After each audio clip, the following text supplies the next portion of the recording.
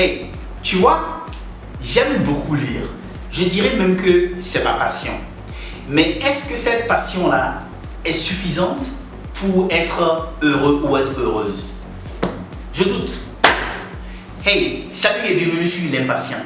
Angela m'a demandé, est-ce qu'il faut trouver sa passion pour exceller ou simplement il faut avoir la discipline pour exceller dans n'importe quel métier? Et pour répondre à la question de Angela, je voudrais répondre à comment trouver sa passion et ceci en liaison à comment être heureux et comment être excellent. Je m'en vais partager avec toi comment trouver ta passion, comment être excellent et ceci en 5 conseils pratiques. Écoute cette vidéo jusqu'à la fin, surtout le 5e conseil qui va te permettre de pouvoir t'ajuster aujourd'hui et aussi dans le futur. Étape numéro 1, ne suis pas ta passion. Ceci peut surprendre, mais en réalité, dans la vie, il ne faut pas dire que l'on va forcément trouver sa passion tout de suite. Tu vois, au début, et si tu es comme la plupart des personnes, tu as des factures à payer. Tu dois couvrir tes charges de loyer, d'hébergement, pour te loger. Et si tu as des enfants, tu dois aussi couvrir ces charges-là. Donc, il faut absolument rester concentré sur ces premiers éléments-là à couvrir. Donc, pour moi, il ne faut pas chercher sa passion. Ne suis pas ta passion. Cherche à payer tes factures d'abord. J'ai dit d'abord parce que lorsque tu vas dire que tu vas poursuivre ta passion, tu vas très tôt te cogner la tête. Et lorsque tu n'arrives pas à manger, lorsque tu n'arrives pas à te divertir, lorsque tu n'arrives pas à te payer les loisirs, etc., tu seras crispé, tu seras anxieux. Et trouver ta passion sera donc difficile, sinon même impossible. Conseil numéro 2, faire ce que tu dois faire. Ici, pour être heureux, pour trouver ta passion et pour être excellent, il faut simplement décider de faire ce que tu dois faire.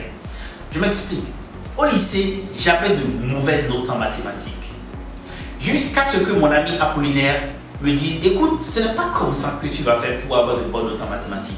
Il m'a encadré et il m'a dit ceci. Il faut que tu fasses beaucoup d'exercices si tu veux être excellent, si tu veux être meilleur en mathématiques. Et j'ai appliqué le conseil et en terminale, j'ai commencé à avoir de bonnes notes. Rapidement, dans la vie professionnelle, cela s'est passé également de la même manière. Pour être meilleur dans ton domaine, il faut avoir la discipline de faire ce que tu dois faire. En fait, qu'est-ce que les meilleurs dans ton domaine font? Ils lisent peut-être. Les meilleurs dans ton domaine, ils font des publications. Les meilleurs dans ton domaine, ils écrivent des articles. Identifie ce que les meilleurs dans ton domaine font et fais la même chose en fait. Il faut que tu aies la discipline de faire ce que tu dois faire pour être excellent. Il ne s'agit pas de dire je ne suis pas passionné, je n'aime pas ça, etc. Non, il faut faire ce que tu dois faire pour être excellent. Conseil numéro 3, crée ta passion.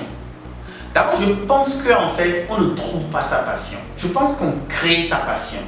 Et comment on crée sa passion en réalité? On crée sa passion en faisant des choses, en testant des choses et finalement on arrive à trouver sa passion. Tu ne peux pas t'asseoir, croiser les bras et dire je veux trouver ma passion. Ou encore demander à tes amis, dire à votre avis, qu'est-ce qui me passionne? Et tes amis vont commencer à te dire leurs opinions. Oh, je pense que tu dois faire ceci, je pense que tu dois faire cela. Non, tu ne pourras pas trouver ta passion comme cela. Tu vois, pour ceux qui se rappellent, sur cette chaîne que tu es en train de suivre maintenant, et si tu n'es pas encore abonné, rappelle-toi de t'abonner. Nous avons commencé les premières vidéos en parlant de livres, et ça c'était ma passion.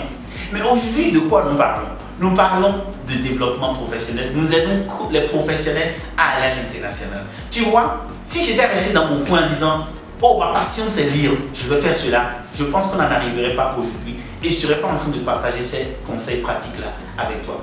Ici, il est important pour créer ta passion, pour trouver ta passion, que tu poses des actes. Essaye des choses, fais de nouvelles choses, va dans des associations, rencontre des personnes, pose des actes chaque fois et tu vas découvrir avec le temps ce qui te passionne.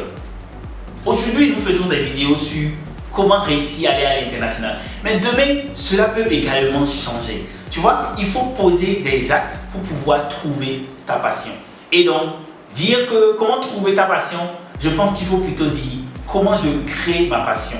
Et c'est simple, créer sa passion, il faut poser des actes chaque fois pour pouvoir arriver à formuler cela. Et trouver donc intrinsèquement qu'est-ce qui te passionne. Conseil numéro 4, le bonheur en 4 étapes.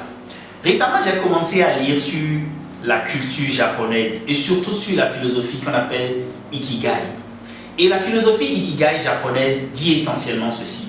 Pour être heureux, il faut arriver à combiner 4 choses. La première chose, c'est faire ce qu'on aime faire. Et ici, c'est vraiment trouver ce que tu aimes faire et faire quelque chose qui est bien pour toi, qui te rend joyeux, qui te rend palpitant, etc. Et je pense que lié à cela également, il faut trouver ce que tu n'aimes pas faire. Tu vois, moi, je n'aime pas parler de match de football. Et je n'aime pas quand on finit de suivre un match et que les gens commencent à commenter le même match. Au contraire, j'aime par exemple parler de livres, j'aime discuter avec les gens, j'aime former, j'aime partager ce que j'apprends, j'aime donner des conseils pratiques aux gens pour que les gens ne fassent pas les mêmes erreurs que moi. Et tu vois, il faut arriver à identifier ce que tu aimes faire. Ça, c'est le premier niveau de la philosophie Ikigai. Le deuxième niveau de la philosophie Ikigai, c'est faire ce en quoi tu es bon ou que tu peux t'améliorer. Tu vois, la vie sera très difficile, sinon même amère, si tu ne vas faire que quelque chose que tu aimes, mais dans lequel tu n'es pas bien ou tu ne t'améliores pas. Okay? Donc ici, la philosophie Ikigai nous recommande de faire quelque chose dans lequel on est bon, c'est-à-dire tu es le meilleur, ou dans lequel tu peux t'améliorer au fil du temps, parce que cela est extrêmement important. Le troisième niveau de la philosophie Ikigai pour trouver le bonheur, c'est faire ce qui sert à la communauté. Et ici, c'est extrêmement important, surtout pour les Africains qui nous suivent. Ici, c'est le sens même du service de la communauté, du service à l'endroit de la communauté. Ici, c'est faire quelque chose qui apporte de la valeur à la communauté. Donc, selon la philosophie Ikigai, pour arriver à trouver le bonheur, il faut faire quelque chose que l'on aime faire. Ça, c'est le premier niveau. Il faut faire quelque chose dans lequel on est meilleur ou dans lequel on s'améliore. Et le troisième, c'est faire quelque chose qui aide la communauté, qui contribue à quelque chose de plus grand que soi-même. Et le dernier niveau de la philosophie Ikigai, c'est faire quelque chose qui permet de couvrir tes factures, de payer tes factures, tes charges. Si on arrive à tendre vers ces 4 éléments selon la philosophie Ikigai, on pourrait trouver son bonheur. Étape numéro 5. Ta passion peut changer avec le temps et c'est OK. Tu vois, aujourd'hui, je suis passionné par les vidéos, je fais des podcasts, j'ai des professionnels compétents à aller à l'international, mais demain, cela peut changer. Et cela va même changer, je pense. D'ici 5 ans, 10 ans, cela va changer. Mais quand cela va changer, il ne faut pas que je sois crispé. De la même manière, ce qui te passionne aujourd'hui peut changer et va changer. Et lorsque cela va arriver, il faut simplement embrasser cela et aller. Parce que la vie est belle. La vie n'est pas douce, la vie n'est pas intéressante si on ne fait pas des expériences, si on ne se découvre pas et si on ne se laisse pas aller au mouvement, à tout ce qui arrive de bien et même parfois de malheureux, de difficile. Voici donc 5 étapes pour répondre à la question de Angela sur est-ce qu'il faut trouver sa passion pour réussir ou exceller ou est-ce qu'il faut juste avoir la discipline pour exceller. Que penses-tu de ces 5 étapes que je viens de partager avec toi? Dis-nous comment tu trouves ta passion et comment tu fais pour exceller simplement de manière pratique. Partage avec nous car partager, c'est grandir ensemble. Je suis Marius Chabi, j'aide des professionnels compétents à aller à l'international, devenir manager et y exceller. Merci.